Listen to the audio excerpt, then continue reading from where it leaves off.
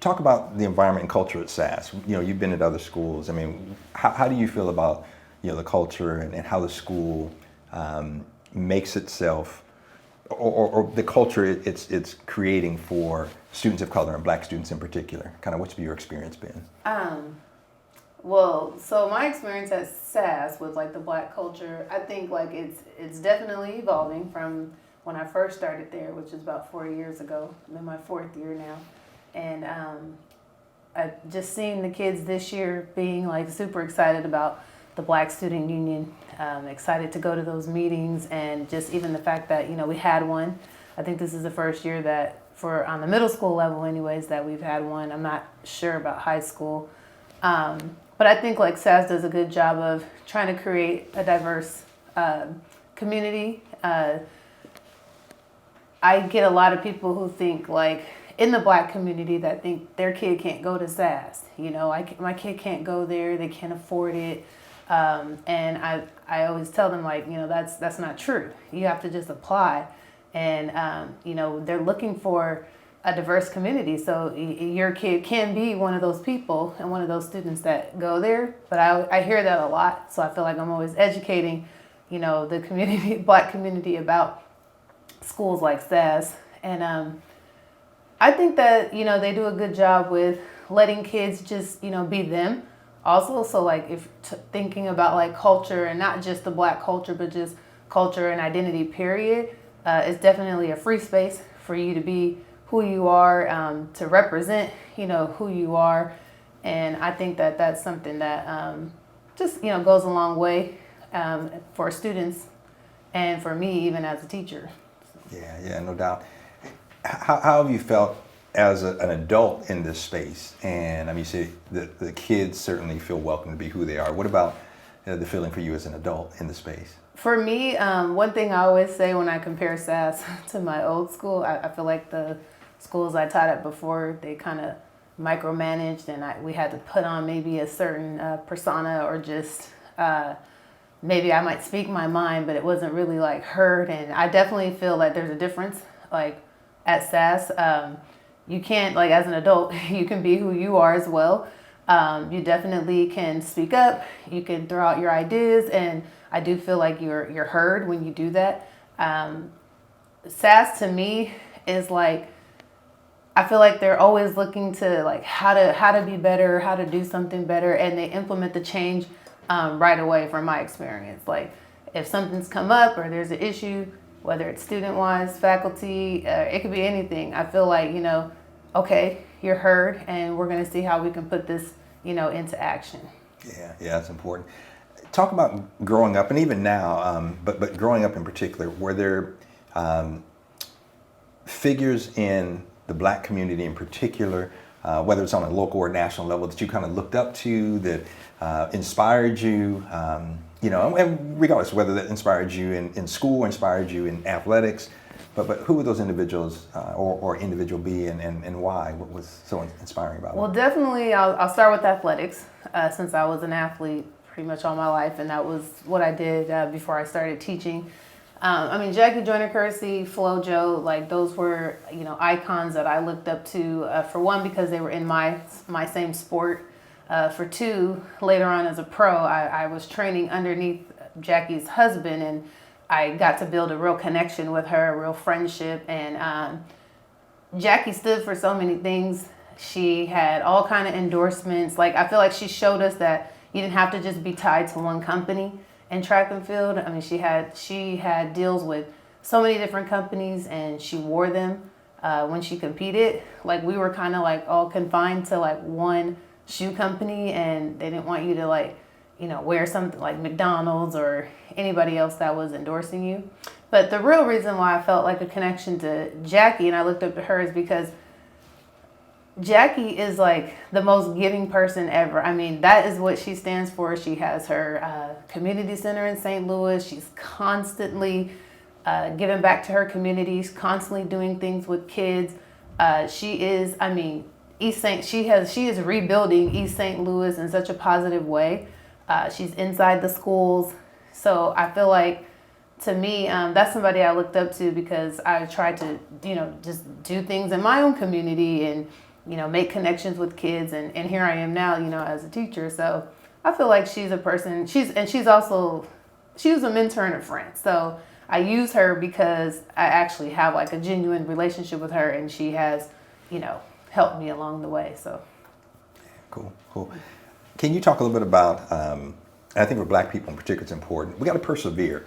Life, things aren't always handed to you. And I mean, you had a great career, but we talked about this before where, you missed the Olympics, which was a lifetime goal and dream by 3/100ths of a second. And after you got over that, or how did you get over that? And what is a lesson young people can learn about persevering and coming up against, challenges and how to deal with challenges? It definitely took some time to get over. My immediate reaction after that was that I quit. I'm done.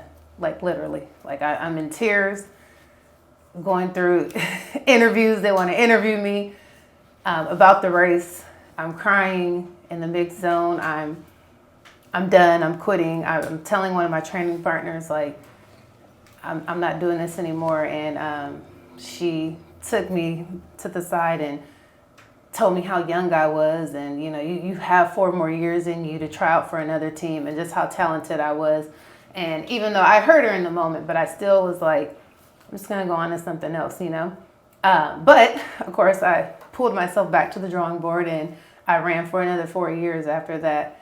And I think the biggest thing that I learned about persevering over that moment and going back to the track and going back to training is, you learn what you're made of, how strong you are, how tough you are, right? And so from that moment, I decided that I was going to go over to Europe. I was going to go on, and I was going to beat every girl that beat me to the line in that race, and I was going to go on, and I was going to be ranked in the top 5 in the world. And it's kind of like, for me, I just was like, okay, you have to dig deep. Everything you worked for isn't over. You have to dig deep and basically show that you can still win, right? Like, you still are, you're not just defined by that one race, by this one moment, in life. All the work that I put in, all the blood, sweat, and tears, it's like I still had something to prove to myself. And then also, I didn't want that to be like my story, the end of my story, So to me, I just think like persevering is really challenging yourself and being determined to win day in and day out, because that's going to be your whole life, right? It's not just going to be track. It's going to be in your workspace, family life, as a parent, now as a mom, just with friends, in your community. You're always going to have to be, challenging yourself and determining to win over anything, any obstacle that comes your way. Yeah. Last couple of questions, and this is kind of more a little lighter than one of the questions from the kids. What movies best represent Black culture for you? Well, for me, like, I love family. We're very family oriented on my mom's side. I feel like, we get together for family reunions. We get together just in the summer, just to see everybody. Everybody stays well connected. Growing up, we had our tradition of our Christmas Day brunch every year. And so to me, I like the Christmas movies, like This Christmas and what was the other one? This Christmas and the one with Danny Glover, Almost Christmas. Like any movies where it's just like Black families getting together and just being, it being lighthearted and funny. I think that's kind of like what represents, Black culture for me, that I identify with, just because family is important to me. So. Last question. How important is it for you to be able to see people that look like you on TV, in politics? And I mean, because I think that's important for all kids, but for us as Black people in particular, oftentimes we don't see that. So how important was that for you? And how important do you think that is overall to see people that you can relate to in, aspire? I mean, Barack Obama's president, aspiring to be, whatever.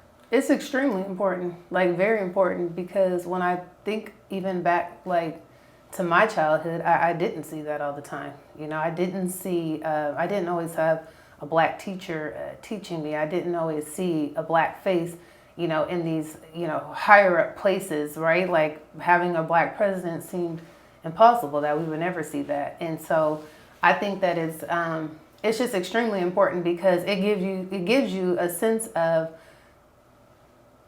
security. It also gives you a sense of like this empowerment that you didn't even know like exists, honestly. So when I see, you know, Black women, Black men out there like just representing us on a whole different level that I didn't see as a little girl, I just think like, wow, like look at us, you know, like we made it, even though we still have a long way to go and there's more work to be done. But it makes me feel like thankful that my kids will be able to grow up and see that, or kids now, you know, that are young, that they're able to see those Black faces in those positions, you know. So to me, it just, I feel empowered. I feel happy. I feel like a sense of like,